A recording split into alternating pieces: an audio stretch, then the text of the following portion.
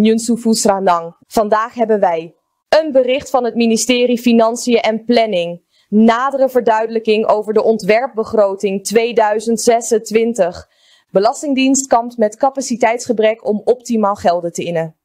8 aanhoudingen bij grootschalige poedermelkfraude bij melkcentrale Paramaribo. VHP. Racistische uitlatingen Coutinho ondermijnen natievorming. Charman na etnische uitspraken Coutinho. Waar het hart van vol is, loopt de mond van over. Reactie Rosselli Coutinho over haar uitspraak. Marlon Telting benoemd tot president-commissaris SLM. Suriname krijgt zetel in WHO-bestuur. Mizikaba vertegenwoordigt land.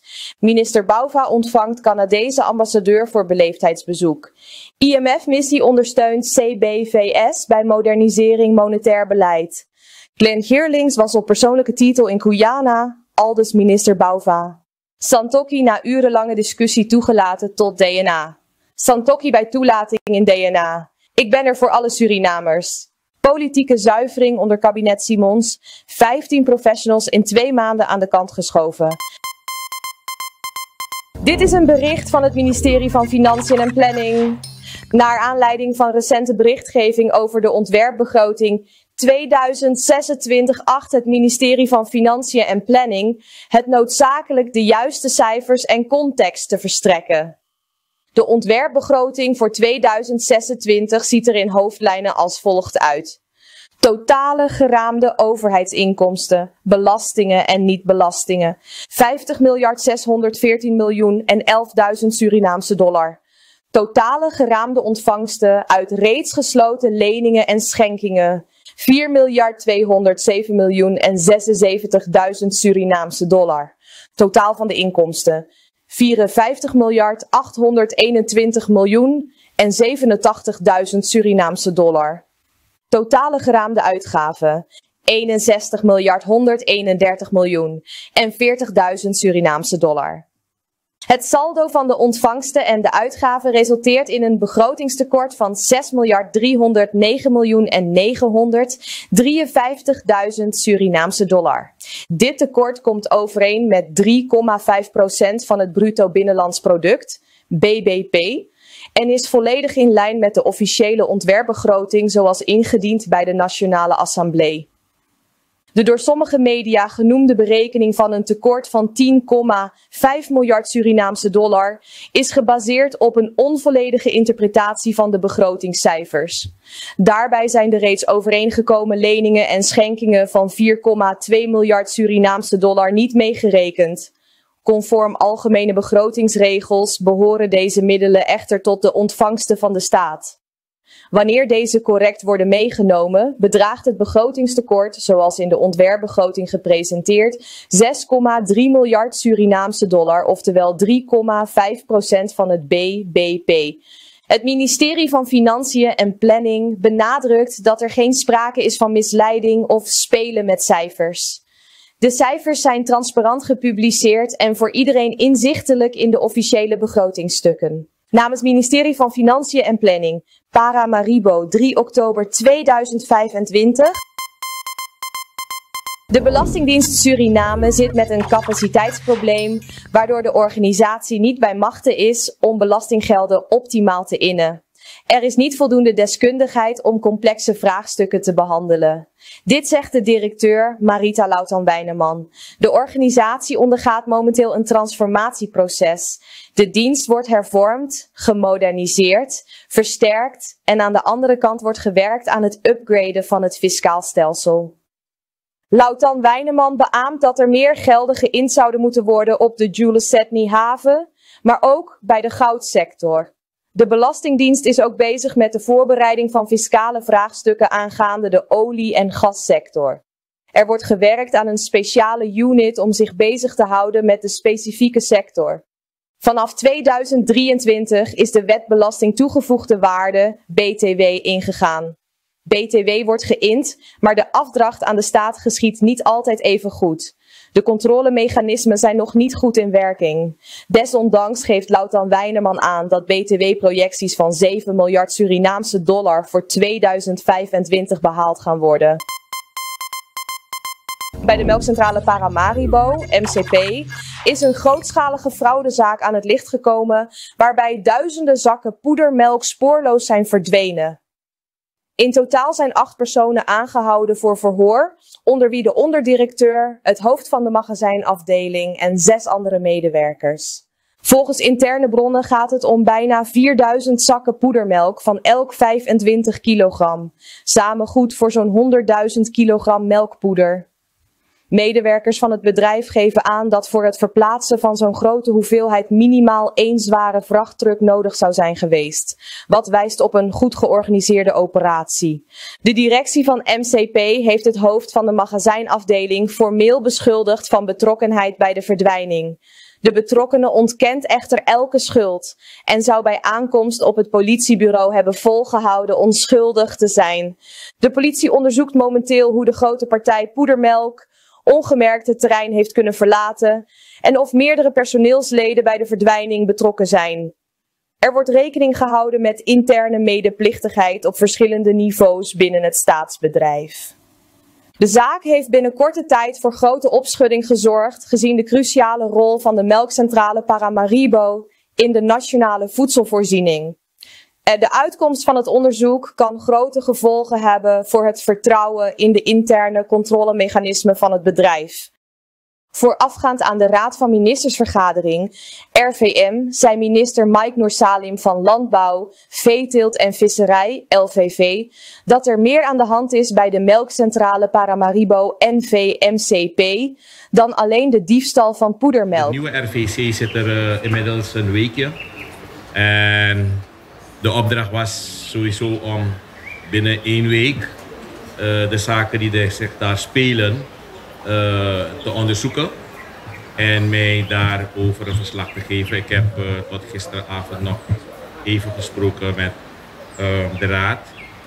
Het werk is genormaliseerd. Echter bij onderzoek is gebleken dat er meer speelt dan vermissing, verdwijning. Het zaken te maken hebben met de financiële administratie binnen de organisatie. Die loopt niet zoals het zou moeten lopen. En naar alle waarschijnlijkheid, ik heb dus weliswaar aangegeven dat alles dat neigt richting diefstal of zo, dat moet onmiddellijk, er moet daarover onmiddellijk aangifte gedaan worden. Omdat wij dit stukje niet zullen tolereren. Dat er met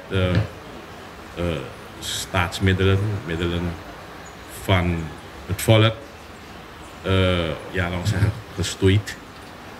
Maar in ieder geval, dat stukje is men zwaar nu bezig.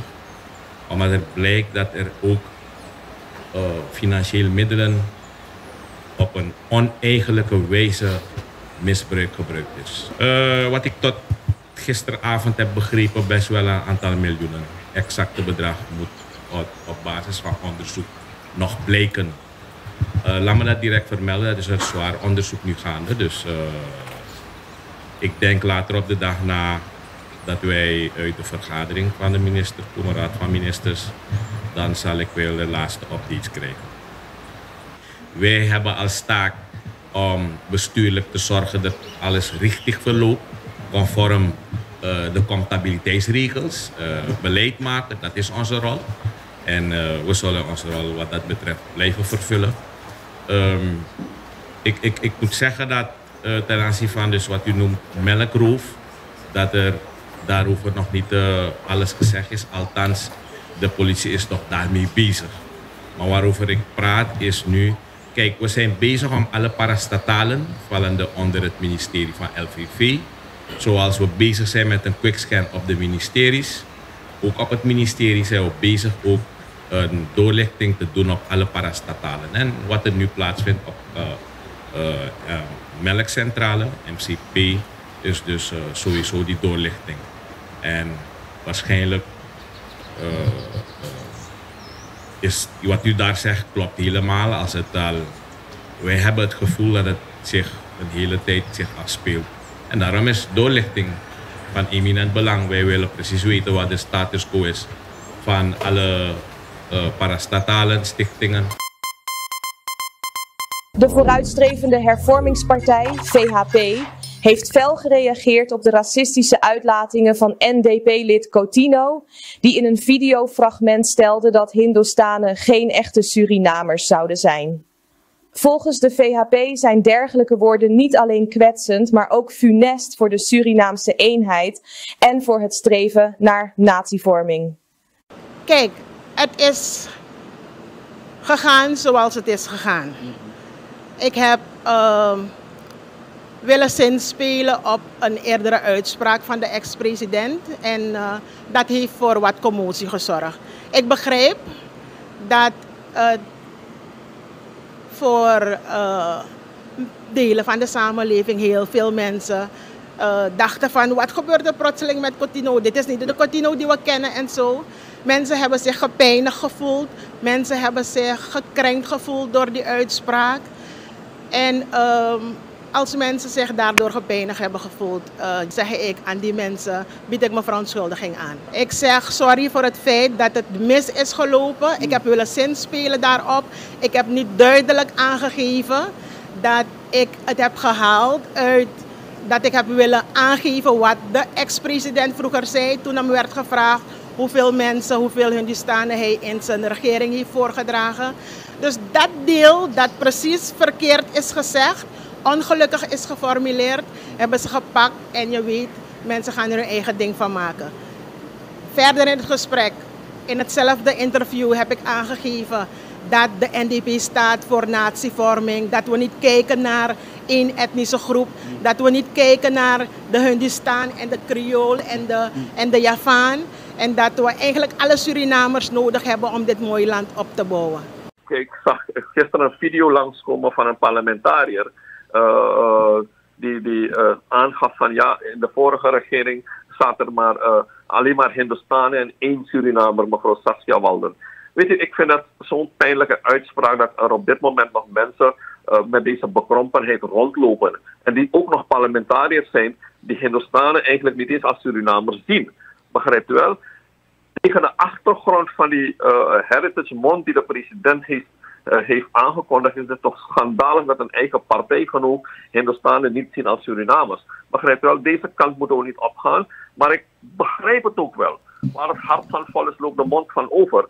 Dit is hun stoppaardje geweest in het verleden om propaganda te voeren, om de VHP te bestempelen als een etnische partij, als een Hindustaanse partij. Vandaar dit soort uitspraken. We moeten nu in aanloop naar de 50 jaar onafhankelijkheid dit soort sentimenten achterwege gaan laten. En eigenlijk verdient die mevrouw niet eens om parlementariër genoemd te worden, voor het vertegenwoordiger van het volk genoemd te worden. Begrijpt u wel? Maar dit is niet de kant die wij opgaan als land in het kader van natievorming en natieversterking, dat dit soort uitspraken een plek hebben. Ik denk dat het verkeerd is. Ik hoop dat haar partij haar tot orde roept, dat dit niet de weg is die zeker president Simons wenst in te gaan en dat het gigantisch verkeerd is. In ieder geval zullen wij hierover als partij zeker, als oppositie zeker ook een statement gaan maken en de grote samenleving oproepen om niet die kant op te gaan, maar de kant op te gaan waarbij we juist die eenheid koesteren, die eenheid bevorderen. En dat we juist zeggen dat onze verschillen ons uniek maken. En dat we niet de verschillen maken om ons in hokjes te stoppen, zoals die ene mevrouw dat wel heeft gedaan. Ik vind het verkeerd, ik vond het nodig om dit te zeggen, omdat ik dit een pijnlijke ontwikkeling vind, dat nu openlijk gezegd wordt dat Hindustanen eigenlijk geen Surinamers zijn. Althans, die conclusie mag je trekken als je zegt, mevrouw Saskia Walden was de enige Surinamers, de rest zijn Hindustanen. De rest van de conclusie mag u zelf trekken. Dat deel van het interview is helaas helemaal overschaduwd. Spijt van het feit inderdaad dat mensen het zo hebben opgepakt. Dat is niet mijn inborst. Ik kom uit de NDP. En ik ben in de NDP opgegroeid met een bepaalde ideologie. De NDP staat voor natievorming. De NDP staat voor eenheid. Meer dan 38 jaren lang hebben we binnen de NDP getracht om mensen met elkaar, samen met elkaar te kunnen laten optrekken hier in het land. Ik heb daar ook mijn bijdrage aan geleverd. Dus inderdaad betuig ik spijt voor het feit dat die uitspraak niet goed is overgekomen, niet goed is overgebracht. Het is wat het is. Ik heb daarnaar teruggekeken. Ik zeg inderdaad, Roselle, je hebt daar niet duidelijk genoeg naar gerefereerd. Maar ik weet van wat de bron was van de uitspraak die ik heb gedaan. Het was niet mijn uitspraak die ik wilde doen. Maar goed, we hebben ook daaruit onze wijze lessen geleerd. En ik zeg je, aan de vooravond van de viering van 50 jaar onafhankelijkheid, waar de president natievorming zo vooruit heeft gesteld, een hele heritage month eromheen heeft uitgepakt, zeg ik, Suriname heeft dit niet nodig. We hebben het niet nodig dat onze etnische groepen tegenover elkaar staan. Het is helemaal niet nodig. Dus ja, ik zeg tegen de mensen die zich gekrenkt voelen, mijn verontschuldiging. Het is niet de bedoeling geweest om het zo te brengen. Vanuit de bron heb ik willen zinspelen op een uitspraak en dat deel is niet goed geformuleerd. Ik verdedig het niet hoor. Ja, ik zeg alleen maar, want daarnaast heb ik duidelijk aangegeven. Ik heb duidelijk gezegd, mensen, het gaat niet om Hindustanen en Creolen en Javanen en Chinezen. Het gaat om Surinamers. Ik zie Surinamers daar in het regeerteam. Ik heb met diverse mensen in de NDP gesproken, advies gehad natuurlijk, ben uitgekomen. We hebben gekeken hoe we dit kunnen oppakken om uiteindelijk verder te kunnen gaan. I have learned my lessons. Ik heb mijn lessen geleerd. Ik zeg, ja, het is gebeurd. Het is gebeurd. En ik zal even kritisch blijven in het parlement. De VHP roept de NDP en president Simons op om ondubbelzinnig afstand te nemen van de uitspraken en consequenties te verbinden aan dergelijk gedrag. Wie zwijgt, stemt toe, benadrukt de partij. Tot slot doet de VHP een oproep aan alle politieke partijen om leiderschap te tonen, dat raciale scheidslijnen overstijgt en bruggen bouwt in plaats van muren. Alleen dan kan de boodschap van eenheid geloofwaardig blijven. Marlon Telting is benoemd tot nieuwe president-commissaris van de Raad van Commissarissen, RVC, van de Surinaamse Luchtvaartmaatschappij, SLM. Bronnen bevestigen dat Telting uit een reeks kandidaten is geselecteerd na een zorgvuldige sollicitatie- en screeningsprocedure. De vacature werd eerder door het kabinet van de president opengesteld en liep tot 30 augustus 2025. Met de benoeming van Telting is er nu duidelijkheid over de nieuwe leiding binnen de RVC van de Luchtvaartmaatschappij. Als president-commissaris krijgt Telting een centrale rol. Hij zal de Raad van Commissarissen voorzitten, toezien op het functioneren ervan en de verbinding vormen tussen de minister van Transport, Communicatie en Toerisme, de RVC en de directie van de SLM. Voor de functie golden hoge eisen. Kandidaten moesten beschikken over academisch werk- en denkniveau, ruime bestuurlijke en toezichthoudende ervaring, strategisch inzicht en sterke communicatieve vaardigheden. Telting wist zich uiteindelijk als meest geschikte kandidaat te onderscheiden. Suriname is voor de periode 2026 tot 2029 toegelaten tot de Executive Board, EB, van de Wereldgezondheidsorganisatie, WHO. Het land wordt in dit belangrijke internationale gezondheidsorgaan vertegenwoordigd door minister van Volksgezondheid, Welzijn en Arbeid, André Misikaba. De Executive Board telt 34 leden en bepaalt mede het beleid en de uitvoering binnen de WHO. Met dit lidmaatschap krijgt Suriname de kans actief bij te dragen aan mondiale strategieën op het gebied van volksgezondheid, ziektebestrijding en versterking van zorgsystemen, meldt de communicatiedienst Suriname. De officiële bevestiging van de benoeming vindt plaats in mei 2026 tijdens de jaarlijkse World Health Assembly in Genève. Voor Suriname betekent dit niet alleen internationale erkenning, maar ook toegang tot kennisuitwisseling, technische ondersteuning en bredere samenwerking. Volgens de regering is de toetreding tot de EB een diplomatiek succes dat de positie van Suriname binnen de internationale gemeenschap verder versterkt.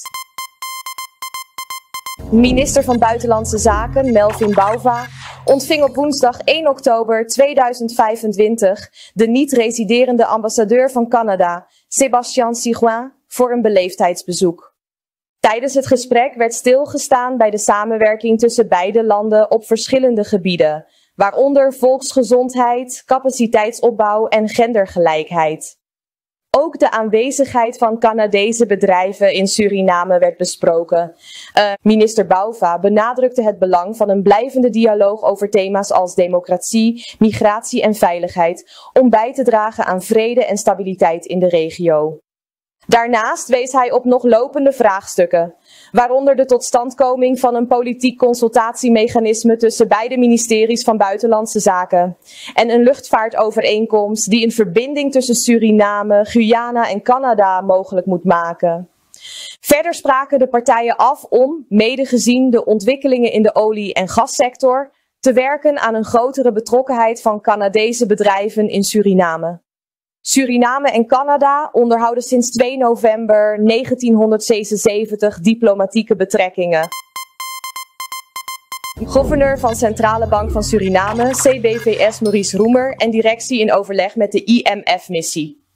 Een technische missie van het Internationaal Monetair Fonds, IMF, ondersteunt de Centrale Bank van Suriname, CBVS, met het moderniseren van het monetaire beleid. Ook wordt de voorbereiding getroffen op toekomstige economische ontwikkelingen, waaronder de verwachte inkomsten uit de offshore olie- en gassector. De IMF-missie is op 29 september begonnen en duurt tot 3 oktober. Tijdens de missie werken IMF-experts samen met de CBVS om een volledig beeld te krijgen van het monetaire beleid en de valutamarkt. De huidige aanpak richt zich voornamelijk op het beheersen van de SRD-basisgeldhoeveelheid. De experts onderzoeken de mogelijkheden om geleidelijk over te stappen naar een beleid waarin de rente een centrale rol speelt. Deze omschakeling is van groot belang om de economie beter te laten inspelen op kapitaalstromen die voortkomen uit toekomstige olie- en gasinvesteringen. Daarnaast vinden er gesprekken plaats met commerciële banken, gericht op de ontwikkeling van een interbankaire markt. Een goed functionerende markt waarin banken onderling kortlopende leningen en liquiditeiten kunnen verhandelen, draagt bij aan een stabieler financieel systeem en zorgt ervoor dat wijzigingen in het rentebeleid sneller en effectiever doorwerken naar bedrijven en huishoudens. De CBVS benadrukt dat deze missie een waardevolle stap vormt naar een modern en toekomstbestendig monetair beleidskader, met als doel prijsstabiliteit en duurzame economische groei. Minister Melvin Bouva van Buitenlandse Zaken, Internationale Handel en Samenwerking, BIS, heeft vandaag duidelijkheid gegeven over het bezoek dat Glenn Geerlings, de echtgenoot van de president Jennifer Siemens, heeft gebracht aan Guyana. Meneer Geerlings was niet in de hoedanigheid daar namens de regering. Meneer Geerlings was dus geheel op eigen persoonlijke moverende reden op uitnodiging van de president van Guyana. Die bekend is geworden met het feit dat meneer Geerlings heel erg actief is in het agrarisch onderwijs. Hij geeft daar ondersteuning aan, stadsdistrict en zelf in het binnenland. En daar is er vrijblijvend tijdens zijn bezoek over gesproken. En hij heeft staande het vrijblijvend moment de uitnodiging gehad welke hij heeft geaccepteerd en waarop hij is ingegaan. Om te oriënteren hoe doet Guyana het en wat kan ik ten aanzien daarvan leren van waarmee ik bezig ben. En wat is gebeurd op een bepaald moment? Het bericht dat vanuit de andere zijde kwam, scheen erop neer te komen dat meneer Geerlings daar is om de agrarische relatie op agrarisch gebied, om dat aan te spannen. Niets is minder waar. Ik heb dan contact laten maken via onze ambassade met het ministerie van LVV in Guyana. En gelukkigerwijs is dat bericht gecorrigeerd en daarmee is de kous af. Meneer Geerlings was niet daar namens de regering, niet daar namens het ministerie van LVV. Hij was daar als persoon en heeft daar zijn oriëntatie gedaan om met het werk dat hij hier waarmee hij hier bezig is, om met die inzichten en mogelijke samenwerking op dat niveau, om daarmee door te gaan. De toelatingsvergadering, die oorspronkelijk om 11 uur zou beginnen, startte pas om 13 uur. De commissie die de geloofsbrieven onderzocht, bestaande uit Bronto Somoharjo, PL, Mahinder Yogi, VHP, Jennifer Vreedzaam en Rosselli Coutinho, NDP, en Krishna Mathura, VHP, kon aanvankelijk geen eensluidend oordeel vellen over Santokhi. De kern van de discussie draaide om de overschrijding van de termijn van 30 dagen waarbinnen gekozen leden normaliter worden toegelaten. Voorstanders van toelating, zoals Yogi en Mathura, wezen erop dat alle vereiste documenten aanwezig waren en dat er geen wettelijke belemmeringen bestonden. Volgens hen bood de grondwet ruimte om Santokhi later toe te laten, aangezien hij zijn presidentschap tot 16 juli moest uitoefenen en daarna pas plaats kon nemen als DNA-lid. Tegenstanders, onder wie Somo Hardjo, Vreedzaam en Coutinho, waarschuwden dat de late toelating een gevaarlijk precedent zou scheppen en dat de democratie niet rekbaar mag worden gemaakt.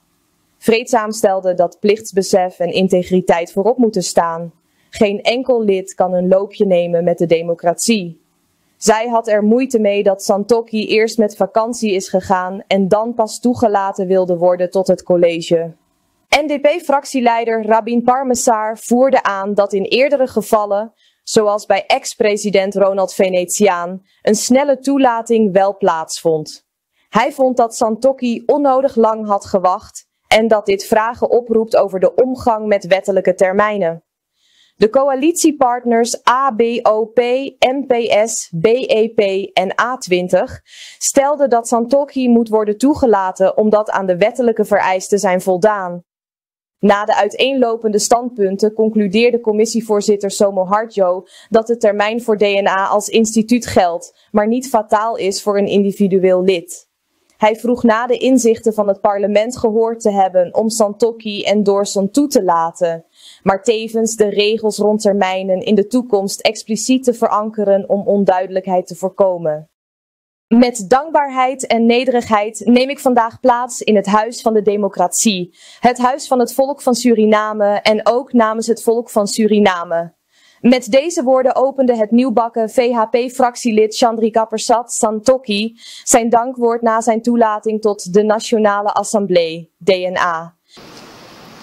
Met dankbaarheid en nederigheid neem ik vandaag plaats in het Huis van de Democratie. Het Huis van het volk van Suriname en ook namens het volk van Suriname. Ik dank de voorzitters van de verschillende fracties voor hun ondersteuning, maar ook hun felicitaties aan mijn adres en het adres van de heer Dorson in verband met onze toelating. En ik feliciteer ook het nieuwbakken lid, de heer Dorson, ook met zijn toelating. Voorzitter, en nu vraag ik toch permissie om ook de familie van Djola Persat alsnog te condoleren in deze hoedanigheid vanuit dit college. Voorzitter, maar natuurlijk wil ik mijn felicitatie ook overbrengen aan de NPS, in het bijzonder de voorzitter van de NPS, het bestuur van de NPS met hun jaardag. Ze zijn 2 jaartjes ouder dan de VHP, maar we hebben altijd broederlijk samengewerkt en die geest van verbroedering zal altijd blijven bestaan. Meneer voorzitter, vandaag sluit een cirkel. Deze nieuwe fase in mijn politieke loopbaan markeert geen terugkeer, maar een voortzetting van mijn inzet voor ons land. Een voortzetting van dienstbaarheid aan Suriname, een land waaraan ik alles heb gegeven. Het land dat ik ook alles zal blijven geven. Met dezelfde toewijding, dezelfde principes en dezelfde liefde. Als toen ik als jonge man terugkeerde naar Suriname in 1982. Een moeilijk jaar. Als een jonge politieman. Ondanks de donkere wolken, de voorzitter, toen boven ons land hingen, kwam ik terug om het land en het volk te dienen. De voorzitter, we hebben met z'n allen vele stormen getrotseerd. Dankzij gezamenlijk werk en sober beleid zijn fundamenten hersteld waarop toekomstige ontwikkelingen kunnen worden gebouwd. Meneer voorzitter, wat er ook via de social media en haatprogramma's en framing wordt gedaan, de feiten spreken voor zich. En de geschiedenis zal dat bevestigen en waarderen. De voorzitter, de afgelopen jaren heeft ons land een economisch herstel doorgemaakt. Ondersteund door prudent financieel beheer en het terugwinnen van vertrouwen bij onder andere internationale partners. Wij, de regering Santokki Brunswijk, ontwikkelden beleid op basis van de aangetroffen situatie, de mogelijkheden en beperkingen en maakten beleidskeuzes. Die inspanningen, de voorzitter, maakten het mogelijk dat Suriname weer met respect werd behandeld door partners als het IMF en andere multilaterale instellingen. Met dat vertrouwen kon worden gewerkt aan herstel. De inspanningen die de vorige regering heeft gepleegd zijn belangrijk immaterieel kapitaal waarmee elk ander regeringsteam verder kan bouwen. De voorzitter, ik heb bewust gekozen, want daarover is een hele discussie geweest. Ik heb bewust gekozen om deze zetel in ons parlement te aanvaarden. En ook medeleiding te geven aan de oppositie, zowel parlementaire oppositie als buitenparlementaire oppositie.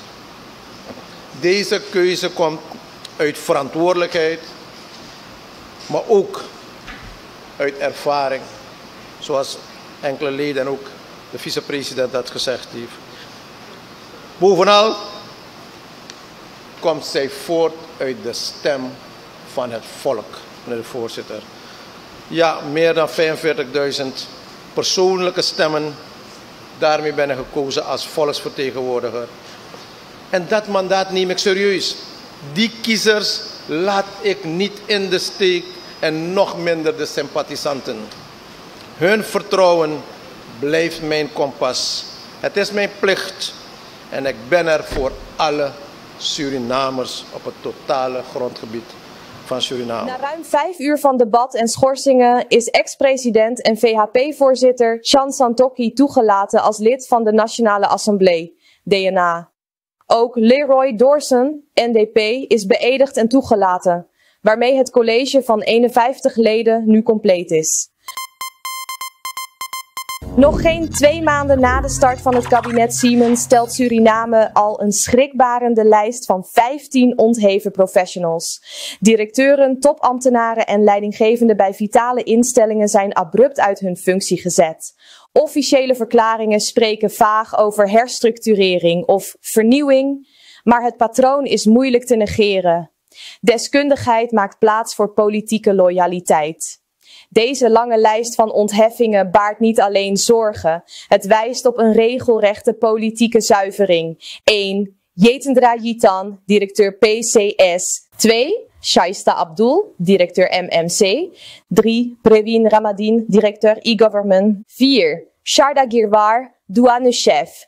5. Inder Gangabisen Singh, directeur openbaar groen en afvalbeheer OGA. 6. Shivanand Ramlal, Directoraat Nationale Veiligheid. 7. Pengel, Directoraat Nationale Veiligheid. 8. Danai, Directoraat Nationale Veiligheid. 9. Puran, Directoraat Nationale Veiligheid. 10. Korpschef Isaacs, Korps Politie. 11. Taungi Chau, directeur Sportzaken. 12. Regilio Hira, Financiën en Planning. 13. Ritesh Gampat, Financiën en Planning. 14. Rajesh Rajkumar, directeur RGD. 15. Konesh, topman SLM, geschorst.